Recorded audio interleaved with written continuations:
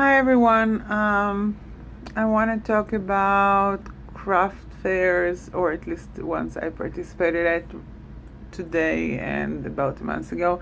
It started with Sergio's idea of the small work challenge. I made 10 collages, and then because of his suggestion of showing it somewhere, I decided to participate in 2 craft fairs. One was in November before Thanksgiving, and one was today. So we're few days almost into Christmas. And I want to talk about it a little bit. My experience, it's the first time I'm doing anything like that. And so I wanted to see what that required. And so the following goes. I chose a place where it's not very far from my home. And I know that it's a community-oriented place. So people are really nice, the vibes are wonderful, and it was the art was chosen, the vendors were chosen, and really nice, high quality work. Not high quality, but for a craft fair, it was a really nice one. The community reacted very nicely. People were talking and communicating and look at the art and were very supportive, and it was wonderful. Last time I made mostly necklaces and keychains, and this time I added greeting cards, which was wonderful because that's what I mostly sold. I priced stuff very low because it was a craft fair, and there is a tiny gallery in that place that sells local art and local craft, and so I went by their prices. So really cheap. For a greeting card I asked for $6, and that was include tax already, because last fair, when I asked for tax, one of the vendors that wanted to buy a necklace for me was upset because I asked for tax. So I decided to include the tax in the price this time. So I raised the prices, and I included the tax, and I just rounded it because I didn't want to fight with anybody. But it's state that asks for tax, so I need to pay tax. The place was wonderful. I learned that I can make necklaces, greeting cards, and that people really like them. I asked for 22 to $28 per necklace, and these necklaces look pretty high quality.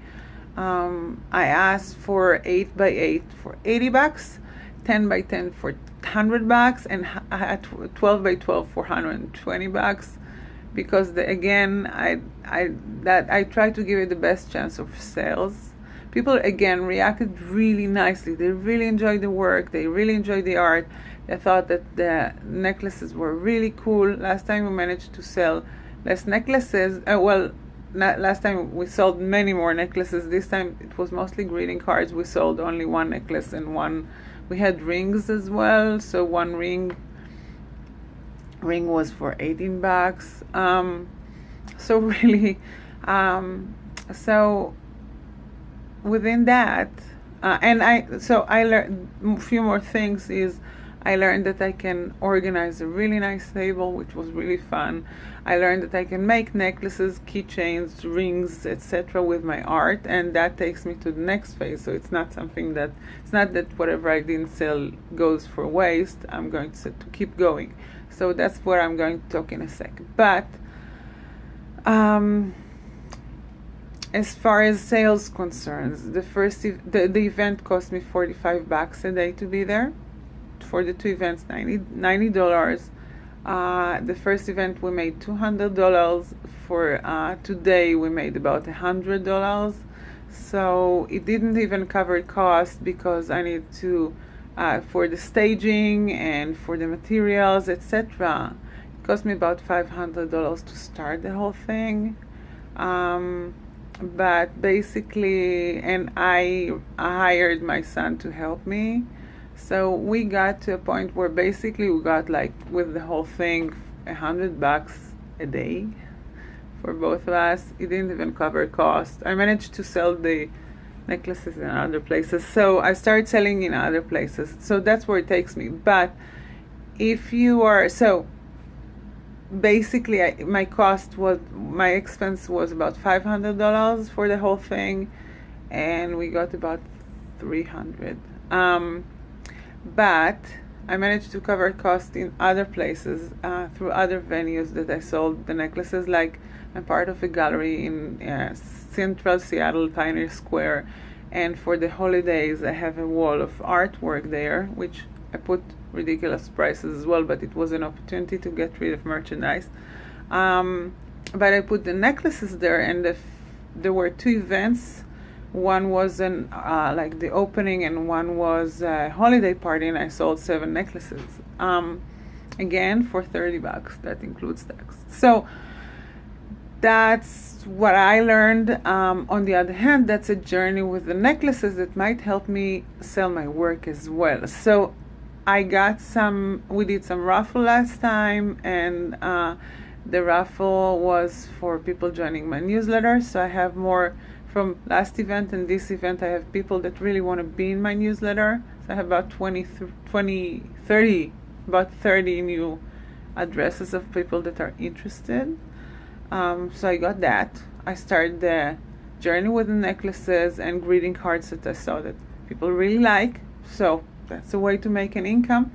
And what else? I'm learning how to display better from these 2 events, and we learned how to adjust and make a difference and adjust. So at first, the first event, my stuff looked very high and it wasn't really clear. I had notes for the prices, but it wasn't clear. So this time every section had a price tag really big. So I learned a lot, and that was cool. And now I'm going to search for the right venues for these. Some people suggested museum stores. Some people suggested Firework, which is a wonderful store with wonderful craft and art. And for local stuff, they have 3 stores, big, beautiful stores in malls. So in local malls, so that might be a wonderful venue. So I need to start searching now, but it's a wonderful journey. It's fabulous, and business sometimes makes money and sometimes loses money, so that's part of it. I learned a lot, and so Sergio, thank you for the ideas, and thank you for helping me make money, which with my art is a bit harder. Anyways, that's my conclusions for today. Hopefully it helps somebody with this video. Good luck during the holidays. Tell us your story. Maybe you have an interesting story to tell about the small works. I would be curious to hear. Have great holidays. If you're celebrating Christmas, have an amazing Christmas. If not, have great 2019. Oh, and if you can share your aims or goals for the new year, please do. I would be curious. I don't know where to go with mine exactly. It's getting there, but I'm curious. Anyways, have a great day.